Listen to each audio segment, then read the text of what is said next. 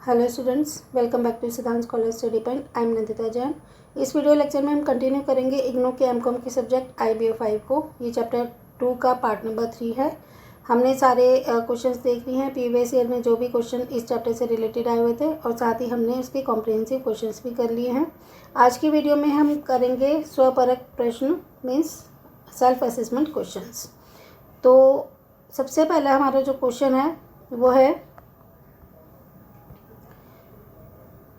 ग्राहकों की वितरण मांग को पूरा करना भौतिक वितरण व्यवस्था के सफलतापूर्वक संचालन का महत्वपूर्ण आवश्यकता है, क्योंकि अगर फिजिकल डिस्ट्रीब्यूशन प्रोसेस है वो सफलतापूर्वक तब चल पाएगा जब ग्राहकों के वितरण मांग को पूरा कर पाए।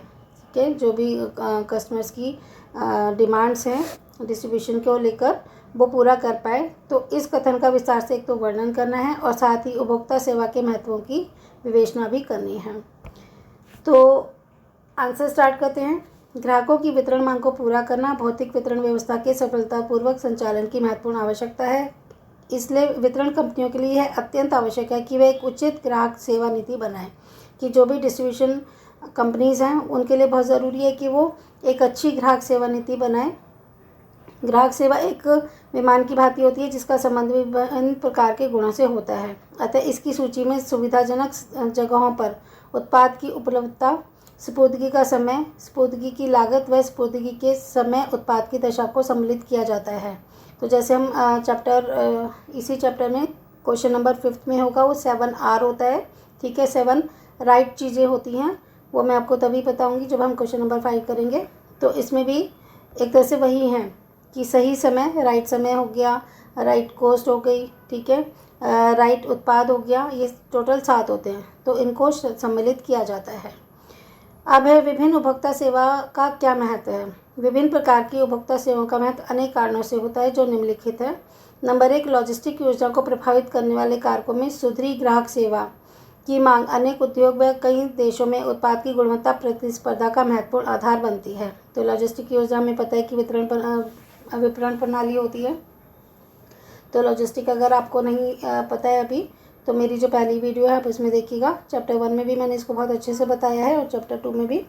तो ये लॉजिस्टिक जो योजना है, जो प्लानिंग है, वो प्रभावित करने वाले कारकों में सुधरी ग्राहक उपभोक्ता सेवा की अगर जो कंज्यूमर्स को जो सर्विसेज प्रोवाइड कराई जा रही हैं वो थोड़ी सी बेटर होनी चाहिए। उनकी मांग तथा अनेक उद्योग व कई देशों में उत्पाद की गुणवत्ता प्रतिस्पर्धा का महत्वपूर्ण आधार बनती है। तो जैसे कई देश हैं वो उत्पाद को तो पूरा कर पा रहे हैं, प्रोडक्शन तो प्रोवाइड करा रहे हैं और वो अच्छे भी हैं, लेकिन उनके साथ जो कंपटीशन होता है ना, तो अगर कई बड़ी बड़ी कंपनियां हैं अपनी वस्तुओं को प्रोवाइड कराती हैं, लेकिन साथ ही वो अगर ग्राहक उपभोक्ता सेवा उनकी अच्छी है, लोगों तक जो अपने प्रोडक्ट को पहुंचाती हैं वो सर्विसेज बहुत अच्छी हैं, तो इससे ये बहुत ज़रूरी होता है इनके बिजनेस के लिए। तो इसलिए उपभोक्ता सेवाओं का बहुत महत्व है।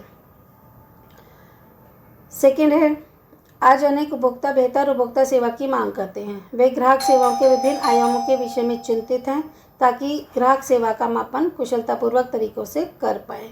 तो जो भी अनेक उपभोक्ता हैं वो उपभोक्ता सेवा की मांग करते हैं। जैसे कि मैं आपको अमेज़ोन का उदाहरण दिया था कि अगर वो अपनी कंज्यूमर को अच्छी बेटर सर्विसेज प्रोवाइड करवाता है, तो इसी वजह से बहुत सारे उपभोक्ता उनसे माल मंगवाते हैं क्योंकि उनकी सर्विसेज बहुत अच्छी हैं। तो वह ग्राहक सेवाओं के विभिन्न आयामों के विषय में चिंतित हैं। ठीक है, तो ताकि ग्राहक सेवा का मापन कुशलतापूर्वक तरीक़ों से कर पाएँ, जो कस्टमर चाहते हैं, जैसी सर्विसेज चाहते हैं, उनको अच्छी तरीके से वो कर पाएँ। तो ये पहला क्वेश्चन हमारा हो गया पूरा। अब हम पढ़ते हैं सेकंड क्वेश्चन। रणनीतिक लॉजिस्टिक योजना के मुख्य पक्ष क्या हैं? इन पक्षों की व्याख्या कीजिए तथा इन्हें प्रभावित करने वाले कारकों को सूचीबद्ध कीजिए। तो ये बहुत इंपॉर्टेंट क्वेश्चन है, पेपर में कई बार आया हुआ है। आंसर है इसका, रणनीतिक लॉजिस्टिक योजना के अंतर्गत 2 पक्षों को सम्मिलित किया जाता है। पहला है विनिर्माण वितरण, यानी कि जो मैन्युफैक्चरिंग डिस्ट्रीब्यूशन है वो। दूसरा भौतिक वितरण, मीन्स फिजिकल डिस्ट्रीब्यूशन। तो पहला है विनिर्माण वितरण। विनिर्माण वितरण प्रक्रिया के अंतर्गत निम्नलिखित कारकों को सूचीबद्ध किया जाता है। नंबर 1, निर्णयों के एक समूह, सुविधाओं की संख्या। दूसरा, निर्णयों का आकार व स्थान। तीसरा है प्रयोग की जाने वाली प्रक्रिया तकनीक। फोर्थ है उत्पादन योजना का प्रकार, और पांचवा है वह उत्पाद जिनका उत्पादन व क्रय किया जाएगा। तो विनिर्माण वितरण में ये सब चीज़ें शामिल होती हैं, ये महत्वपूर्ण कारक हैं। एक बार फिर देख लेते हैं। निर्णयों के एक समूह सुविधाओं की संख्या, निर्णयों का आकार कैसा होगा, स्थान कैसा होगा, प्रयोग की जाने वाली प्रक्रिया की टेक्निक कैसी होगी, उत्पाद योजना किसका प्रकार क्या होगा, और वह उत्पाद जिसका उत्पादन व क्रिया किया जा रहा है, इनके बारे में भी ये महत्वपूर्ण कारक होते हैं। दूसरा है भौतिक वितरण। इस प्रक्रिया के अंतर्गत निम्नलिखित कारकों को सूचीबद्ध किया जाता है। पहले बताओ भंडार गृहों का स्थान, कि जो भौतिक वितरण है फिजिकल डिस्ट्रीब्यूशन होगा, तो जो उनके स्टॉक्स होंगे तो वो कहाँ पे रखेंगे, उनके स्टोरेज कहाँ पर होगी। दूसरा है स्टॉक का स्तर कितना होगा, किस लेवल तक का स्टॉक वो अपने पास रखें कि अगला ऑर्डर आते ही उसे पूरा कर पाएँ।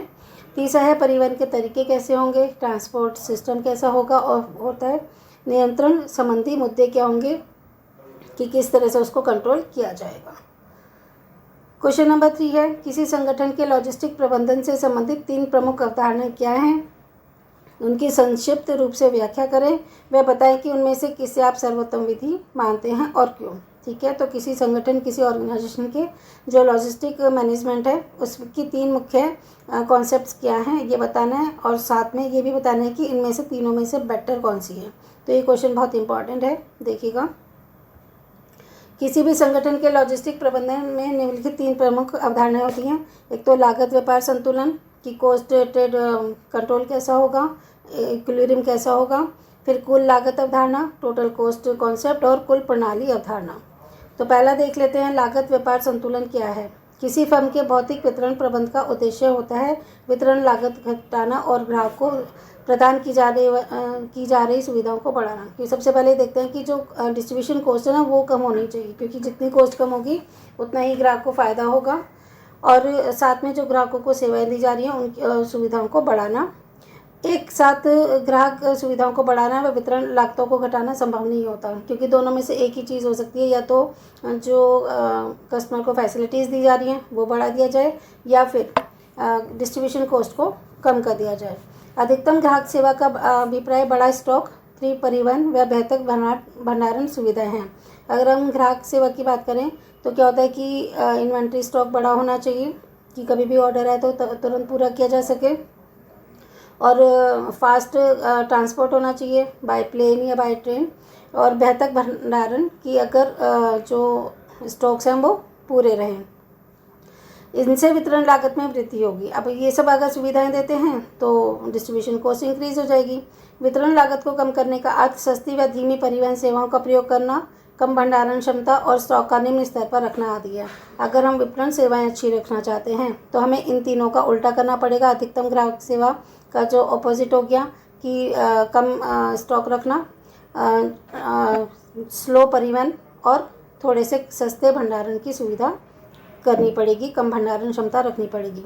इससे वितरण लागत में कमी आएगी, और साथ साथ जो ग्राहकों को सेवाएं दी जा रही हैं उसके स्तर में भी कमी आएगी, क्योंकि दोनों चीज़ें एक साथ नहीं हो सकती कि ग्राहक सेवा का स्तर भी अच्छा हो जाए और वितरण लागत भी कम हो जाए। इन दोनों में से एक ही काम हो सकता है।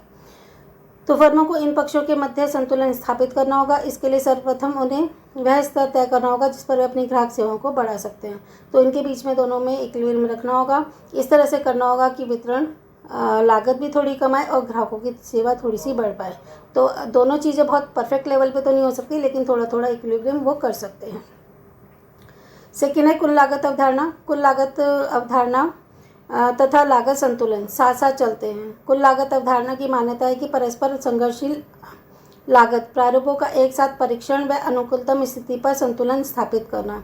ऐसा माना जाता है कि परिवहन प्रक्रमण व आदेश प्रक्रमण गतिविधियों का एक साथ प्रबंधन लागत में पर्याप्त कमी ला सकता है, अपेक्षा इसके कि उनका प्रबंधन अलग अलग किया जाए। इसका मतलब है कि कुल लागत अवधारणा की मान्यता क्या है कि जो भी संघर्षशील लागतें हैं उनको एक साथ परीक्षण व अनुकूलतम स्थिति पर संतुलित कर लेना चाहिए, उनका परीक्षण करना चाहिए, और जो बेटर स्थिति हो उस पर उनको इक्विलिब्रियम कर लेना चाहिए। ऐसा इसलिए माना जाता है क्योंकि परिवहन प्रक्रमण और आदेश प्रक्रमण कि अगर जो परिवहन जिस हिसाब से ट्रांसपोर्ट प्रोसेस है वो, और जो ऑर्डर प्रोसेस है वो, उनको एक साथ प्रबंधन करना, दोनों का एक साथ ही मैनेजमेंट करना लागत में पर्याप्त कमी ला सकता है, अपेक्षा इसके कि दोनों का मैनेजमेंट अलग अलग किया जाए। तो टोटल हमने क्या देखा कि जो भी लागत संरचना लागत प्रारूप हैं, ठीक है, उसको इस तरह से संतुलित किया जाना चाहिए कि परिवहन प्रक्रमण और आदेश प्रक्रमण का मैनेजमेंट एक साथ किया जा सके, जिससे कि लागत में कमी आ जाए। थर्ड पार्ट है कुल प्रणाली अवधारणा। कुल प्रणाली अवधारणा कुल लागत अवधारणा का ही एक तरह से विस्तृत रूप है। इसी का ये एक्सपेंडेड फॉर्म है और संभवतः सर्वाधिक उपयोग किया जाने वाला उपागम भी है। यह भौतिक वितरण को उसके कुल रूप में एक प्रणाली की भांति देखता है, एक प्रोसेस की भांति देखता है, जिसमें कई अंतर संबंधित कार्य शामिल होते हैं। ठीक है, तो कुल लागत हमने पढ़ा, उसी का विस्तृत रूप है कुल प्रणाली अवधारणा। अथवा प्रदत्त उद्देश्यों को पूरा करने के लिए विभिन्न भाग एक साथ कार्य करते हैं। यह वितरण प्रबंध का दर्शन प्रस्तुत करता है, जिसके अंतर्गत निर्णय लेते समय सभी कारकों का ध्यान रखना जरूरी होता है जो निर्णय के परिणाम से प्रभावित होते हैं। तो उन सभी कारकों को हमें ध्यान रखना चाहिए निर्णय लेते समय, जो कि निर्णय के रिजल्ट से इफेक्ट होते हैं।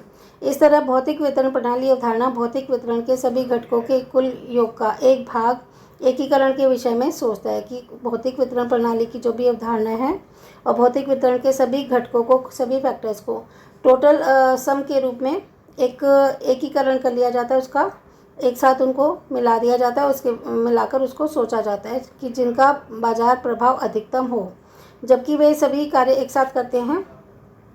अन्य शब्दों में अगर कहा जाए तो हम कह सकते हैं कि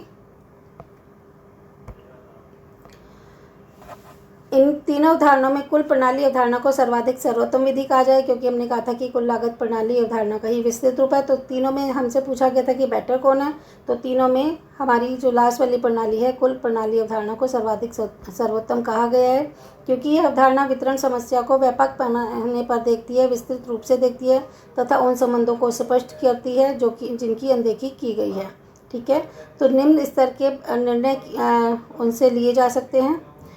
यह उपागम लॉजिस्टिक हेतु विशेष रूप से महत्वपूर्ण है, क्योंकि लॉजिस्टिक प्रबंधन को फर्म की विधिक सेवाओं के अंदर व्यवहार व अन्य कार्यात्मक क्षेत्रों के साथ कार्य करना होता है। तो तीनों अवधारणाओं में बेटर कौन सी है? बेटर है हमारी कुल प्रणाली अवधारणा, क्योंकि इसमें अंदर व्यवहार व कार्यात्मक क्षेत्रों के साथ कई सीमाओं के साथ इसमें कार्य करना होता है, जिसको ये बेहतर रूप से ग्राहक सेवा भी कर पाए और कॉस्ट में कमी भी कर पाए। तो कुल लागत का ही विस्तृत रूप कुल प्रणाली अवधारणा कहा जाता है, इसलिए ये बेटर है। नेक्स्ट क्वेश्चन होगा हमारा, उन वातावरणीय पक्षों का विवरण दीजिए जिनसे विदेश व्यापार में कार्यरत संगठन का संबंध होता है और लॉजिस्टिक प्रणाली में उनके प्रभाव का खुलासा कीजिए। तो ये क्वेश्चन हम नेक्स्ट क्लास में करेंगे। इस वीडियो में बस इतना ही। Thanks for watching.